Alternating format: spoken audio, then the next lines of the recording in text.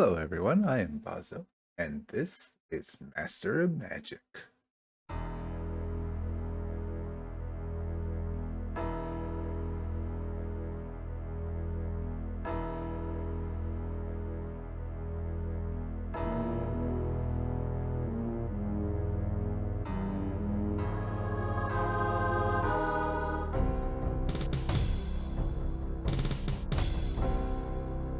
Old man, you seek the spell of mastery.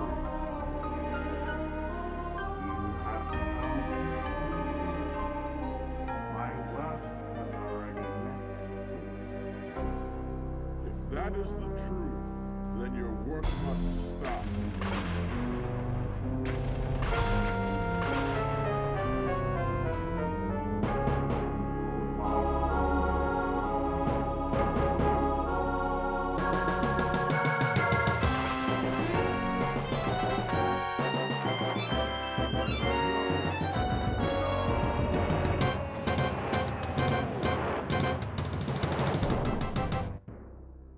Man, how about that incredibly sexy early 90s CGI? They just don't make it like that anymore, and the world is lesser for its loss. Alright, so I think I'm going to go with a Rainbow Mage for this playthrough. We'll take a couple life books, a couple nature books, a couple sorcery books, one chaos book.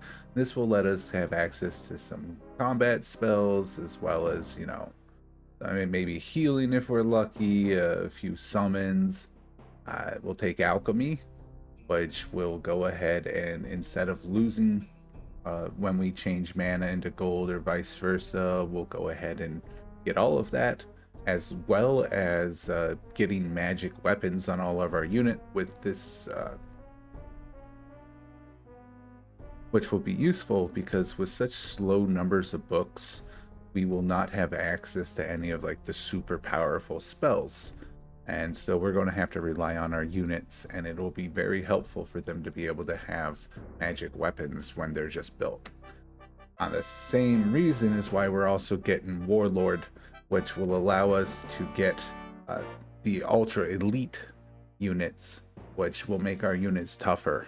As well as that, it also means that our units will start off at a higher level, so we don't have to worry about basic raw recruits that sort of suck. We're also going to take Node Mastery, which will allow us to get extra magic from the nodes that we take over, as well as meaning that we can cast spell at nodes without them fizzling out. Now for the life spell, I'm going to go ahead and pick Guardian Spirit, which is a more powerful spirit, which will meld with the nodes, so that way I don't have to worry as much about my nodes getting taken over. When a Guardian Spirit is melded with a node, I believe that there's a 25% chance that it will not be taken over if an enemy wizard tries to meld with it. For nature, I'm going with Web. Stops flying units from flying for the rest of the battle, is one of the biggest reasons why I love this spell. Incredibly useful. And then for the sorcery spell, I'm going to go ahead and pick Confusion. If we're lucky, it'll confuse people, and then they, do nothing, move randomly, attack allies, or attack enemies. And for the race, we'll just go with generic old men. This looks like a decent enough starting position. We got plenty of forest, which will boost our production. We got this deer down here, which will increase the amount of food we get. Now the buttons here, the first one will pull up this, which is the save system, as well as being able to change any of the settings. Spells button will pull up your spell book. The only two spells I have available to cast right now is Guardian Spirit and Magic Spirit. Each one of these icons shows both the School of Magic. In this case, they got the Guardian Spirit, which was the life spell I took. So they get these onks, and then Magic Spirit, which is a generic spell, and it's these gray eyeball looking things. This is how much it'll cost, and each one of these indicates how many turns it's going to take to cast the spell.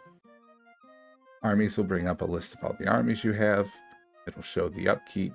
Each of these boxes are where you can have a hero. So you can have a max of 6 heroes at one time. The items button will bring up the item screen. You can have 4 items in your vault, as well as an item equipped to each hero, and that would be usually it's a weapon, an armor, and an accessory, unless it's a mage, in which case it's a staff and 2 accessories. And this is also where I can use the alchemy, where I can change gold into power. The cities button brings up a list of cities. Very surprising, I know. The magic button is where you can choose how your incoming power gets split up. The mana will increase the amount of mana that you have. The research will go into researching new spells, and then the skill increases your casting skill level here. And your casting skill indicates how much mana per turn you can spend. So if I had 14 mana, I can spend it all on one turn, and this is how you summon things or cast enchantments. And the way that the skill works to increase it is that each turn, the number of skill points you're putting in there will add up. Once it equals twice your current, then your skill level will go up by 1. Info brings up a whole bunch of different things. You got your surveyor, which will show what each square will produce. You got your cartographer, which will show you the maps of Arcanus and Mirror. Your apprentice, which will show you your spellbook. These are all the spells that I'd be able to research. And if you flip through it, and you can see that it lists all the spells, not just spells that I can cast.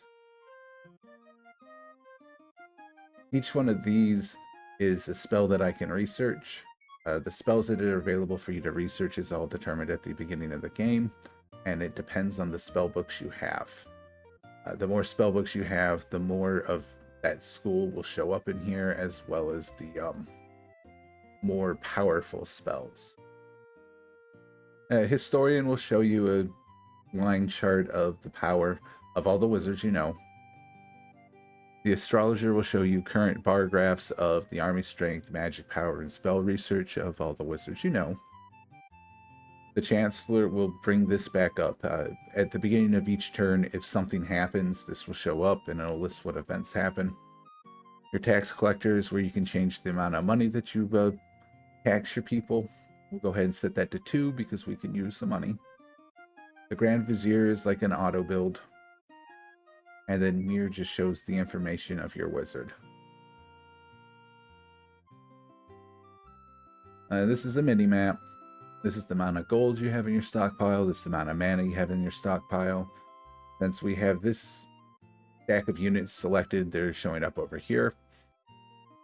This shows their experience level. It goes like silver ring, then 2 silver rings, then 3 silver rings, then a gold ring, then 2 gold rings, 3 gold rings, and for heroes, then you can have a red ring and a double red ring. This icon indicates that they have the magic weapons because I am a artificer.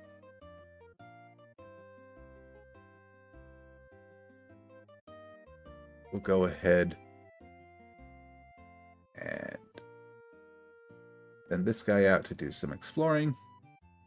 Have this guy patrol. Then this shows I am making 4 gold per turn. I have 2 excess food per turn. The extra food you get gets sold at the rate of 2 food per 1 gold. And then I'm gaining 2 mana per turn. And if we right click on the city, we can go to the city screen. This should be incredibly familiar to anyone who's played any sort of strategy game like Civilization or whatever. And we want to go ahead and increase the rate at which my town will grow. So we're going to start with a granary. Up here, you can see my men. These guys are farmers. This guy is a rebel. The farmers are producing food. The rebel is producing nothing, and I'm not getting any tax money from them. I can left click on them to change everything to the right of what I left click into workers. This guy's a worker. You can see I've got 2 pickaxes for production, and then I'm making 8 food. These 4 are going to feeding these 4 people. These 4 are my excess. If I do that, I'm not getting 2 excess, but I'm getting another pickaxe.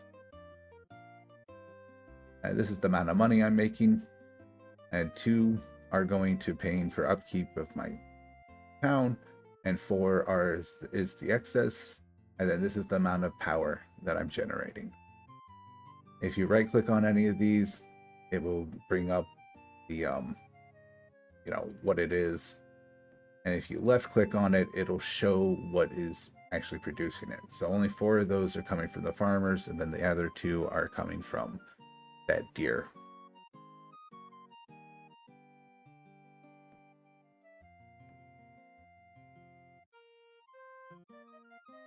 Now all this mana is coming from my fortress because you get 1 mana for every spellbook you have from your fortress. Then with the buildings, the Builder's Hall allows you to build buildings, the Barracks allows you to recruit troops, the Smithy allows you to recruit better troops, like that's why we can make the Swordsman. The Summoning Circle is where any monsters that you summon will show up, and the Fortress is your fortress. You have to make sure your fortress does not get taken, or you will be banished, and then you'll have to cast a spell every turn. And it's just not a good thing to have happen. It takes a long time, and you're pretty much boned no matter what you do by that point. Now for research, I suppose we'll go ahead and take the Warp Wood. Now this is the first hero who wants to be hired. He's got 2 boots, which means that he moves 2 spaces. And as it's a boot, he's just a regular old brown walking person. He costs 2 gold per turn. This is his attack strength. He doesn't have any ranged attacks. This is his defense. This is his ability to resist magic, and this is how many hit points he has. He has 1 might, which means that his attack is going to go up, and then he has 3 thrown, which is a useful ability. It means that he's going to do a strength 3 attack before any actual hand-to-hand combat takes place. This is where any items he would have would show up. He's pretty good. We'll go ahead and take him.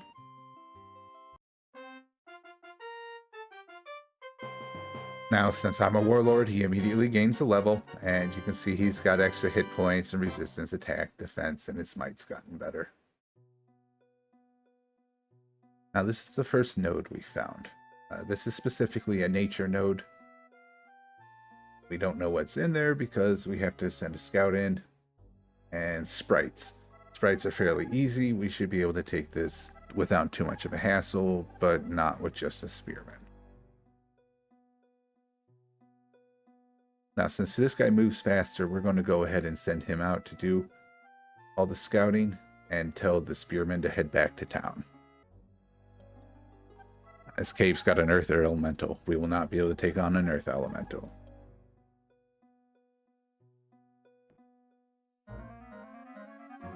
And we've researched our first spell.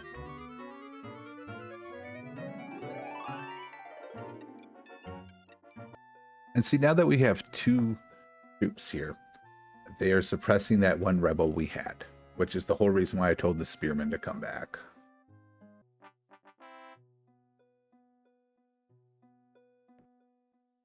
Now that our granary's built, we'll go ahead and build a marketplace to get some extra money coming in.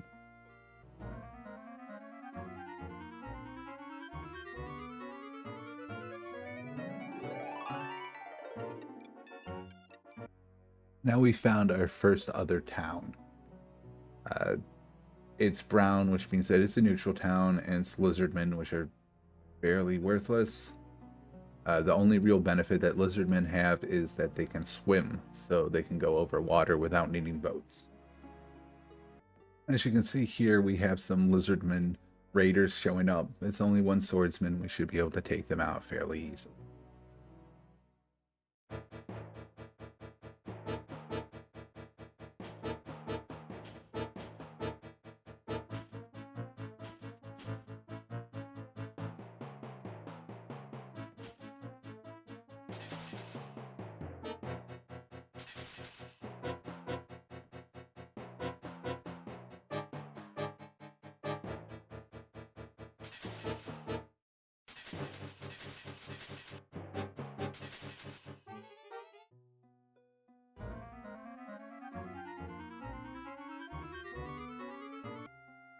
Now that we've got a decent stockpile of money and we're making plenty of money per turn, I'm going to go ahead and alchemize some of my gold into power. And with that, I'm going to start casting my first summon. In this case, we'll go ahead and get a Guardian Spirit. Now you notice since I actually have the mana and I don't have to wait for it to build up, it's only going to take 5 turns to summon instead of however many it was at first with everything full of the Yongs. And there's my Guardian Spirit. Now the whole reason why I summoned the Guardian Spirit is because they have pathfinding. So they treat every single square like they're walking on a road. They make incredibly useful scouts. On top of that, they can also walk on water. And we've come across the first enemy wizard. Now this is probably the town that's been sending out all those raiders. It's more lizardmen, which makes sense. When the game populates the world, each continent gets its own common race. And 75% of all neutral settlements on that continent are going to be of that race. In this case, it looks like we're on a lizard man.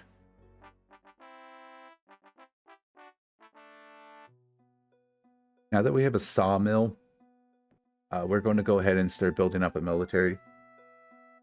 There's another wizard over there, and we've got those other towns that we want to go ahead and start taking.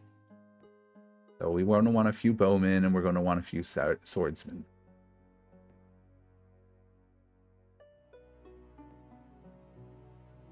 Now we have too many mouths to feed, and we aren't making enough food. If you end the turn and you have negative food, then a unit will be disbanded because every single one of your normal people requires some form of food for upkeep.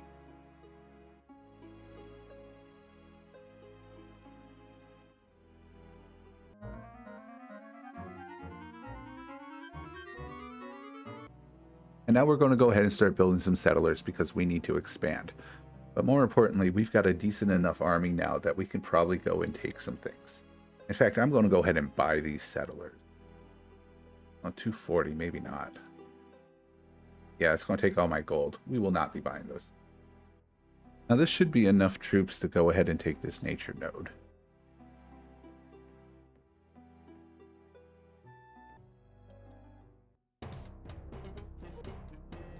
They just took out my bowman, which is unfortunate, but it happens. And the big problem with sprites is that they can fly, so let's go ahead and take care of that issue right at the beginning.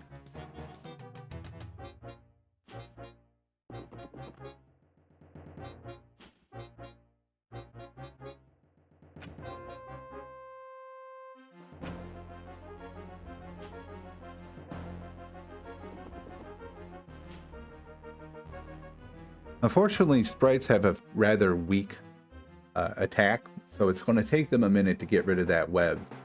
If we're incredibly lucky, we might be able to get up and actually start attacking it first.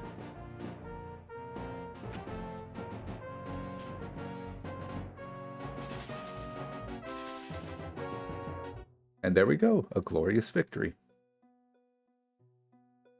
I'm going to go ahead and immediately send my Guardian Spirit over to meld with that node. And I will start casting another one for exploration purposes. Now, that's showing that it's only going to take 4 turns to cast, but it's going to take more because after 40 mana, we're going to run out, and then it will only be 1 mana per turn. So I'm going to spend some of that gold we just got into power. And these guys will go ahead and go back to town, so that way those... As you can see, we have a bunch of rebels now since they're no longer being suppressed.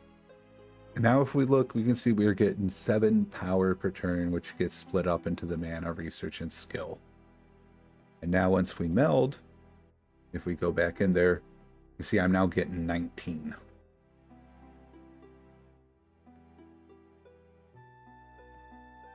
We'll go ahead and we'll keep mana the same, but we'll increase the amount we're spending on skills, so that way we can do more with magic in both combat and during the overland. And there's our new Guardian Spirit. Go ahead and send him out to scout out some more places for us. And our first settler. Let's find a good place to put him. I think I'm going to send him here. As you can see, it has a maximum population of 14, plus 43% production bonus, and a plus 20% gold bonus. That will be incredibly helpful. It also has this coal, which will reduce the cost to build units by 10%.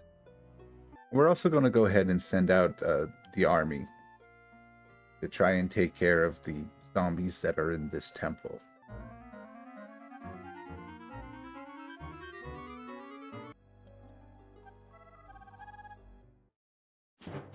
There's only one. This is going to be an easy fight.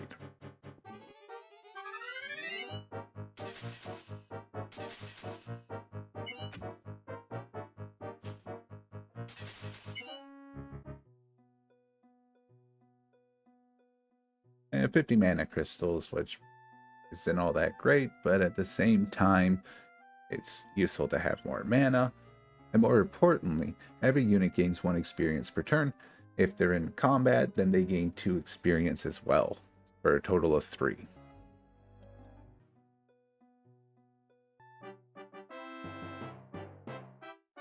And our very first outpost. The way this works is that each turn there's a chance that it can increase, and there's a chance that it can decrease. Each one of these houses represents 1/10 of what population. If there's increases, then it rolls 1d3 and increases that amount. If it decreases, then it rolls 1d2 and it decreases that amount. Both of them hit at the same time, in which case it's possible for you to increase 1 and decrease 2 and net lose people.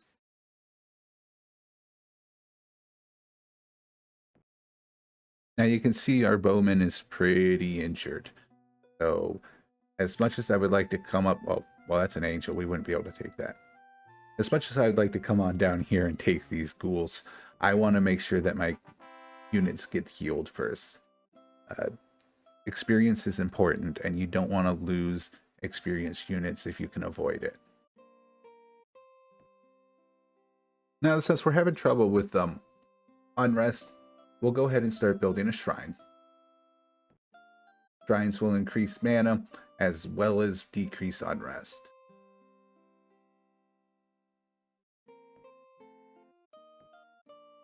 And now we've got a Beastmaster wants to get hired. I like this guy. He's a pretty good low-tier hero because he has Caster, which allows him to also cast spells during combat. On top of that, he has Scouting, which increases the range that he can see, and Forester, which allows him to move through forests like they were particular terrain, as well as any unit stacked with them. Not that useful when we're marching with foot soldiers, but if we also get someone with Mountaineer and we put them together, then they will be able to, they get pathfinding, which, like the Guardian Spirits, lets them treat each square like it had a road on it and only cost half movement. Let's go ahead and get him moved up. And there we go. Birmingham is now an actual town. We're going to go ahead and keep it on housing for the first few turns. That will increase its growth rate because we need more people in there before we can actually do anything useful with it.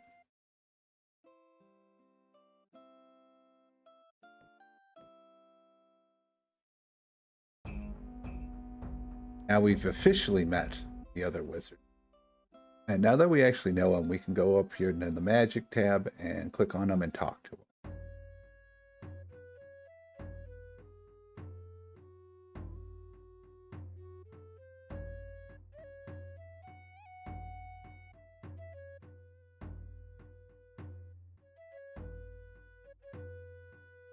Of course, it doesn't really matter if we talk to him if he doesn't have any spells I'm all that interested in, or if I don't have any spells that I'm interested in trading to him.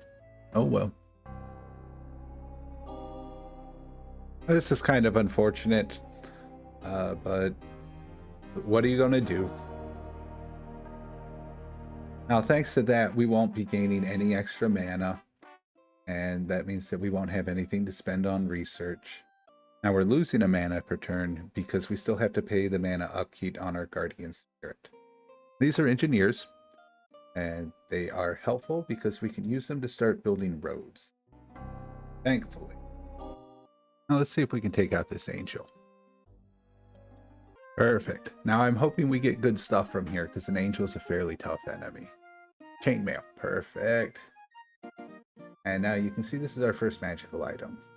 And yeah, it's 1 defense, 1 movement, and 1 resistance. As this guy is weaker, we'll go ahead and give it to him to make him a bit tougher.